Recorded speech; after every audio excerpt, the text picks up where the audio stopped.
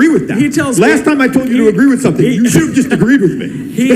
Well, I'm not so sure about that. He told me that he uses the very best words, and I think he probably does. And I think, frankly, when the left tells you to say something, you can... And Michael was talking about, obviously, President Trump using the best words, the biggest words. Those words are huge. Show them the underside of your chin. You know, I think so much of the trouble in this country is the left tells us you have to believe that. You have to say Trump is a racist and an anti-Semite. Trump has a town named after him in Israel. If he's an anti-Semite, he's the worst anti-Semite in the history of the world. He's very ineffective at it. If Trump, I'm not calling him a racist and anti-Semite. I'm saying his words matter, and he needs to choose them better. He makes statements that move markets, offend people, get people to act in a certain way, and he needs Chris, to be better at it. But Chris... He's the president of the United States, Chris. He speaks words and they move people. They move people in whatever ways that he wants them to move. People like him, they're going to move in his direction. People don't like him, he's going to make them move away in his direction. When he speaks and moves markets, whether he speaks, whatever he talks about it, it's going to move the market one way or the other. You guys would just like him to basically not speak at all. That would make you the happiest, obviously. But he's not going to do that. Never, ever, ever. Nor do we want him. We want him to speak as much as possible. Tweet out there as much as possible. And do the things. Fight. Go on offense. It's exactly what we want from President Trump. And from our leaders as well. Look, we could all use better words. What I'm saying is, if at Charlottesville, if he explicitly condemned racists and white supremacists, we would agree that's a good thing. The president should do that. His first reaction should have been that. His first reaction was good people on both sides. In the very same paragraph. Good people on both sides is not condemning racism. There were no good people marching saying Jews will not replace us. Not one good person. Not one of those people was a good...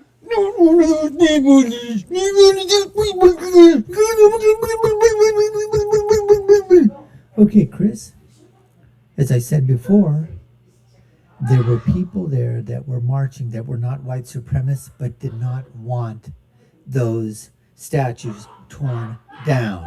They were protesting against that. They were protesting basically that, you know what, freedom of speech, freedom of assembly, all right? They were basically saying all those things are perfectly fine and good. You have the other side, white supremacists, bigots, racists, whatever they are. They also have a right to protest, a right to peacefully assemble. You have a right to disagree with their views. They have a right to disagree with your views.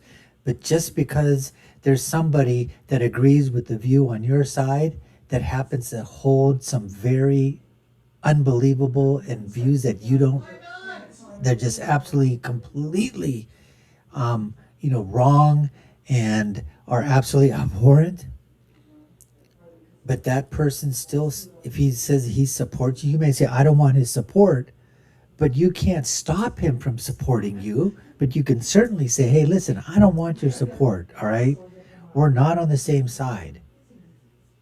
And that's exactly what basically Donald Trump was saying, that there were people there that were protesting the taking down of statues.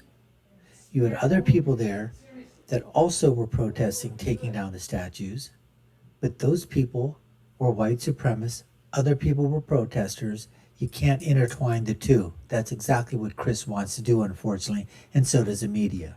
Person, not one of them, not one. Now, if you read down two paragraphs, as he is saying that, he still said there were good people on both sides. What he's saying is, and you know it, and I know it. That's what he said. Well, I mean, good people on both sides. Let me ask it this way. Let me ask it this way. Sure.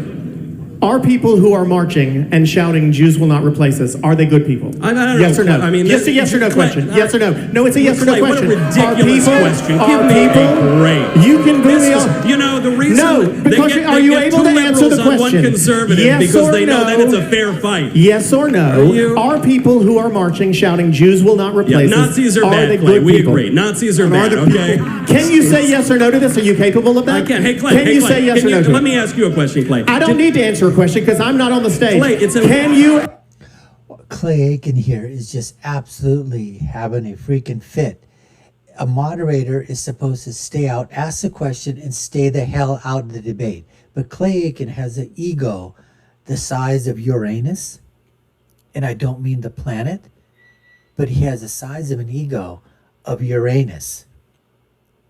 And he every single time when he moderates these debates, he wants to make it known that he is there, that he's an intellectual, that he has thought-provoking questions, when he's basically is part of the Hall of Shame of mine, the political Hall of Shame, part of SIMR, S-I-M-R, the acronym, SIMR, stupid, idiotic, moronic, retarded. He's a full-fledged member of that, and you can tell he is going right down that road as he's moderating this debate. Answer the question. Yes or no? You just asked me if Nazis are bad, and I told you No, I Nazis did not are ask bad. you if Nazis were bad. Of course you did. I asked you to say yes or no. Yes or no. And I Are understand people who those don't are like big Jews words. really bad? Yeah, I think they're really bad, Clay. Are people marching saying Jews will not replace us good people? Yes or no? They're bad people, Clay. People who are Nazis are bad Okay, people, Clay. that's not what I asked you. I've answered this 5 times. No, you haven't. You've chosen to answer it the way you We'll go want to back in answer the it. tape later. Everybody chooses to answer a question the way that they want to freaking answer it. They don't want to answer. You want to answer it my way. Use my words. I would have basically said, here, Clay, here's a pen. Here's some paper. Why don't you go ahead, write down the answer for me, and then just say that that's the answer that you wanted to hear. I mean, come on, folks. This is just unbelievable. You're rewording. You're rewording. That I did You're it. rewording. This is exactly Clay. What you're doing right now is exactly what the mainstream media did to Trump and Charlottesville. It's the exact same thing. I gave a perfectly clear answer, and then you tried to pretend that I didn't. I feel so bad for you. I feel so badly for you. Why do you It's feel very badly easy for to me? play a victim. Let me ask you this. Why do you feel Let me badly ask for you me? this. Hey, guys. You can boo all you want to. I don't give everybody. a fucking shit. Okay, listen. There's no reason for this stupid, idiotic, moronic retard to start using swear words and use the F-bomb and whatever. He has very thin skin. He's a white elitist piece of crap. And I don't even know what the hell he's doing here other than because he was on American Idol. And I believe he lost, thank God, because he can't sing worth a lick. As you can tell, where's his singing career gone to? He had his 15 minutes of fame, or 14 minutes and a half, or whatever it was.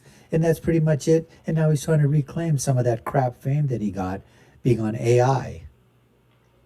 I think our rhetoric is too extreme. Let me ask Clay. you this. Let me ask you this. Just here's a yes or no question for you. Does President Trump lie? Oh, I think every human being lies. I asked a yes or no question. I know Does you're- President Trump lie? Yes or no? He lies as much as everyone else lies. Yes, It he is does. amazing. Can I ask you a yes or no But question? actually, Does President Trump lie? President Trump honest in lies Okay. all the time. 7 to 10 times a day, he lies. He lies about little things. And if somebody lies about little things, you can't believe them about the big things. And that's the problem with him. So I'll give you an answer. There we go. The mantra. Over and over and over and over. You can say it over and over and over again. Doesn't make it true. President Trump lies all day long, 7 to 10 times a day. He just lies. Never tells the truth. He's a liar. He's a fascist. He's a authoritarian. He's a dictator. He's this. He's that. Unbelievable. On this. A rowdy crowd. Because I'll give you an I answer. like it. You're asking if President Trump lies. Of course he lies, everybody lies. The question is, what is the nature of those lies? Does he lie and say he's got the biggest crowd sizes ever? Yes. Is that quite a lie, or is that an exaggeration? China called. We're really close to a deal. China never called. Yeah. China doesn't call. China's a country. They didn't call. President They never Trump's done a lot called. better on He China than lied. Barack The Obama market did. responded to that lie, and some of the president's friends probably made some money off of that call. So I'll explain this. Lie. So if we're talking about honesty and lies, let's just show President Trump's record compared to his predecessors. President Trump, I think one of the best left-wing arguments against Trump is that he's actually a little bit too honest and says things that he shouldn't say because he should hide it.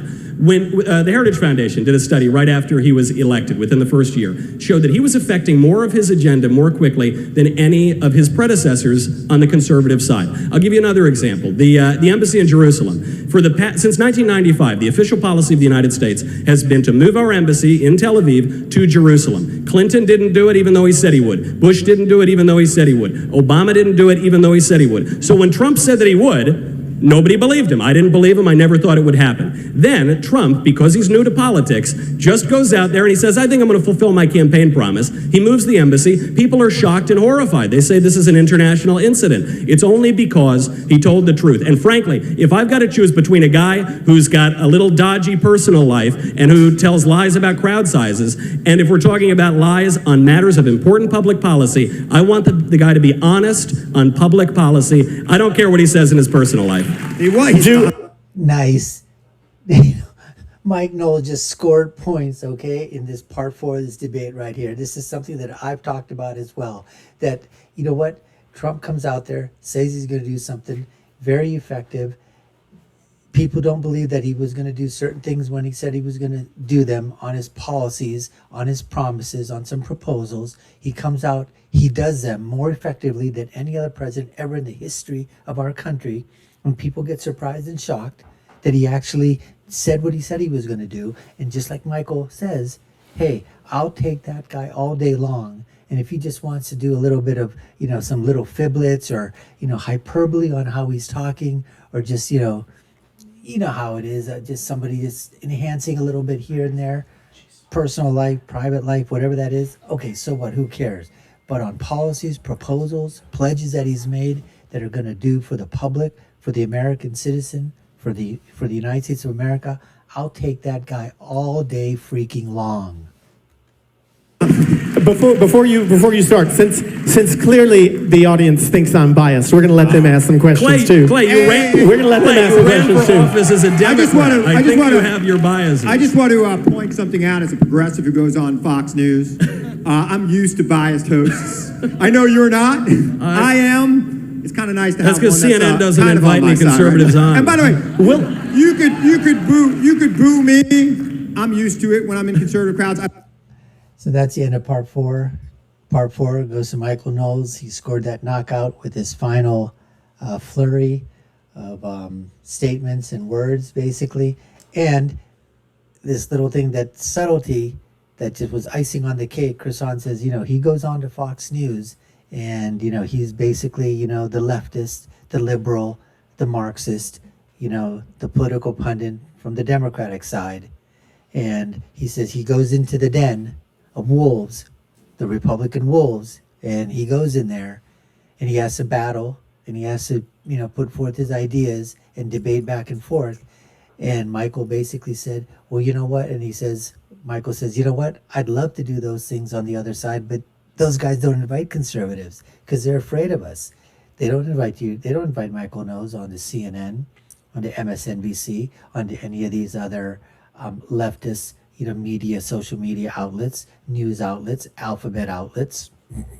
When do they ever do that? They don't want to hear the other side. They just want to keep their leftist, progressive, you know, narrative, rhetoric, you know, going basically Trump, orange man, bad, Republicans, bad, conservatives, bigots, homophobes, racists. They just want to continue that thing. They don't want anybody to push back at all. That's exactly what happened. So part 4, knockout to Michael Knowles. So far, Michael Knowles 3, Chris Hahn 0.